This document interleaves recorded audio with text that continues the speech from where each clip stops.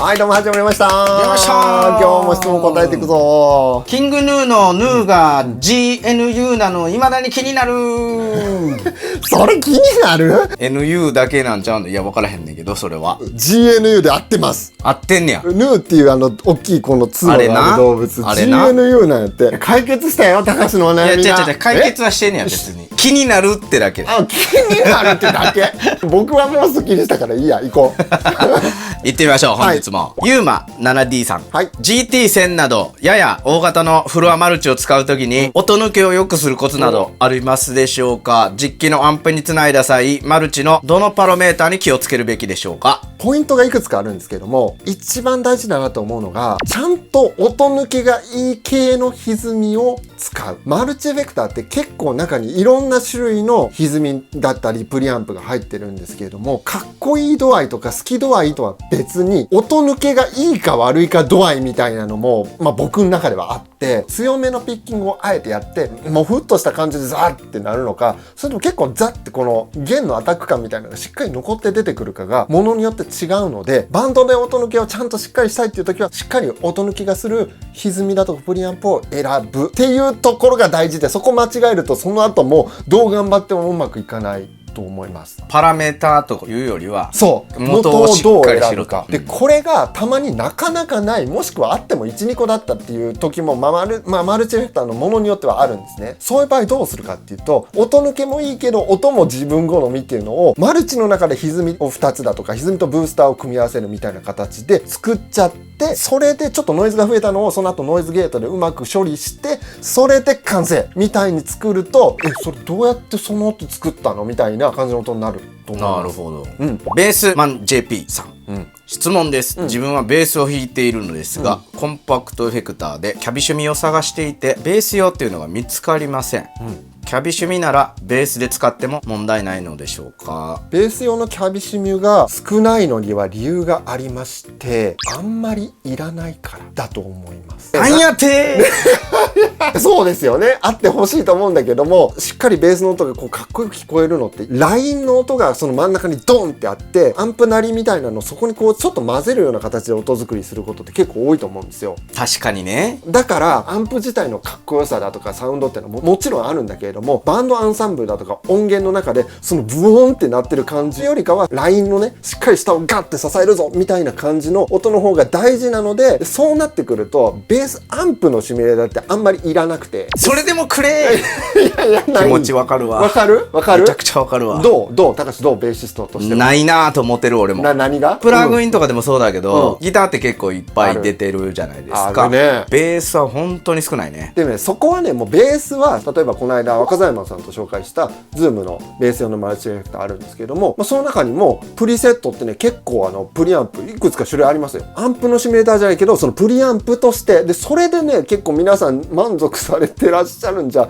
なかろうかと思います。満足はしとらんよいやしゃーなしよ、しゃーなしで、ちなみにご質問にあったギターアンプ用のアンプシミュレーターは使えないのかっていうご質問ですけども、使えなくはないですけども、あんまりいい音しないことの方がほとんどです。これはもうギター用のアンプとしてシミュレーターをこう開発しているので、ちょっと合わないなっていうことの方が多そうです。ヒカルン W5D さん、はい、質問失礼します、はい、真空管アンプを購入したのですが、音量が大きすぎてボリュームを2より大きくできません。ただそれだとかっこいい音が出せません。どうしたらよいでしょうか？これね悲しいですよね。これ高橋だったらどうする？防音ルームにしましょう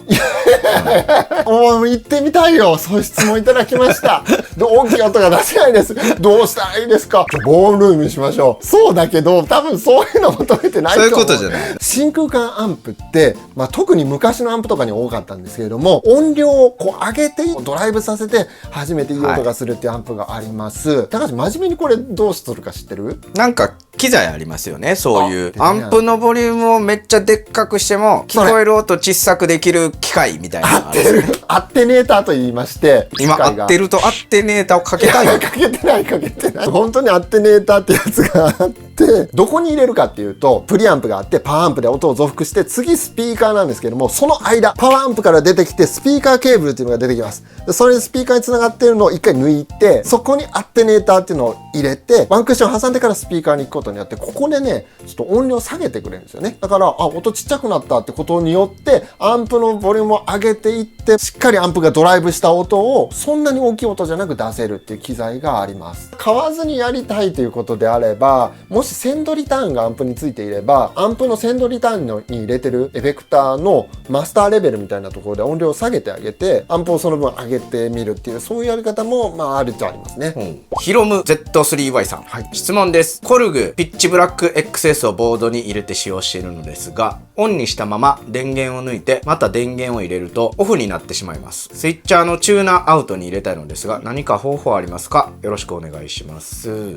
これね、あるあるですね。今のご質問が何かをちょっと解説すると、電源をこう投入した時に自動でオンにならないってことですね。よくあるエフェクターってこうプッシュスイッチオンオフオンオフでオンにしてたら、次電源をこう抜いて挿してもオンでスタートするじゃないですか。でもピッチブラックは前オンだったのにもう一回挿すとオンにならないんですよね。でオンにするためには一回踏まないとダメっていうのがあって、これね、コルグさん見てらっしゃったらぜひね、オンにで起動するように僕もしてほしいんですけれども、これね、やり方ないんですよね、残念ながら。俺もコルグのやつ使ってるけど、全くこれ気づいてないわ。どういうこと気にしたことなかった毎回オンにしてるでしょ、でも踏むとき。してるね、そう言われてみれば、これなんでそういう設計になってるかっていうと、初めからオンで起動されちゃうとミュートでスタートするようになっちゃうってことなんですよね。それはそれで困るじゃんっていう人は全然いると思ってて、今回ご質問された方はスイッチャーにとかに組み込んで直列の音声信号からこう並列でスイッチャーに行ってる場合はミュート状態でいいんですよ。要は常にチューニングしたいんですよね。なんかその辺ちょっと選択できるようになったら嬉しいな。確かに。ライガ06033さん、質問失礼いたします、フォーカスとジャッカルミッドナイトの購入を検討しているのですが、この2つの接続順でおすすめありますか？ジャッカルはプリアンプモードでフォーカスとともに常時オンを想定しています。またこれらにオクターバーやワウなどを加える場合、どの位置が良いでしょうか？ギターに直列ボードでの使用を考えていますという。ギターで、なるほど。一般的な接続順だとコンプレッサーが先なので、フォーカスの後にジャッカルミッドナイトのプリアンプモード、そこでね、少しややドライブさせるっていうのが一般的な使い方です。なんでそうなってるかっていうと、楽器の弾いたこの強弱をコンプレッサーでこう整えて、その後歪ませてあげるっていう風にした方が、歪みは歪みでこうクリップって言い方するんですけども、そこでね、少しそのコンプレッション的な効果を生み出すところもあるので、その後にコンプかけるって二重でかけてる感がちょっと強くなるんですよね。なので先にコンプをかけるっていうのが一般的なんですけれども、だが違うと違うっていうか、もう一個別の考え方もあって、プリアンプで作った音を最後こうトータルであっさりとしたコンプレッションで整えるっていうような、どっちかっていうとミキシング工程だとか、ライブで言うと PA さんがコンプかけるような感じでトータルコンプをかけたいんですっていう場合は、ジャッカルミッドナイトとかの歪みの後にコンプレッサーを置きます。これはね、どういうことがやりたいのかによりますね。なるほど。僕はでも前者かな。先にコンプ置いた方が、特にフォーカスとかってそこでゲインとかレベルでこうプッシュができるんですよ。要はブースター的に使えるので、ブーストしてジャッカルミッドナイトに送ってあげるっていうことによって音作りをするっていうこともできるので、僕はフォーカス前の方がいいと思います。で、あとご質問にあったオクターバーとワウ、それはですね、こちらの動画で以前接続順を結構詳しく説明させていただいたんですけれども、一番前に繋いだ方が効果を得やすいので、ギターの後にワウ、オクターバーがあって、その後コンプかな、でジャッカルミッドナイトっていうのがいいんじゃないでしょうか。本日はラストの質問となっております、イエス9519さん、全然関係ないけど、今西さんの高専時代の話とか聞きたい。エフェクター制作を始めたのも高専生の頃からですかと。私ですね、5年間、高専舞鶴高専ってところだったんですけれども、電気工学科っていうところで5年間やってました。でエフェクターを初めて作り出したのは、でもいじってましたね。なんか昔からいじってたよな。いじってたね。中のパーツ交換してどうかとかは興味あっていろいろやってたんですけど、高専の時にやってたことが直接リンクしてたかっていうとあんまりちゃんとリンクしてなかったかな。でもなんかそこで学んだなんか電気磁気学だとか、いろいろやったんですけど、そういったことの知識が今ももちろん役には立ってるので、でその後僕大学に編入したんですけど、大学生の頃になってからスイッチャーみたいなのを、もちろんプログラマブルじゃないですよ、普通のループボックスがいっぱい入ったスイッチャーとかを自分で作ってボードでやってましたね。そこで学んだことが生かされてるっていうよりかは、どっちかっていうとやっぱ自分で興味を持って調べたり試したり経験してたことがやっぱり今につながってるかなとは思いますね。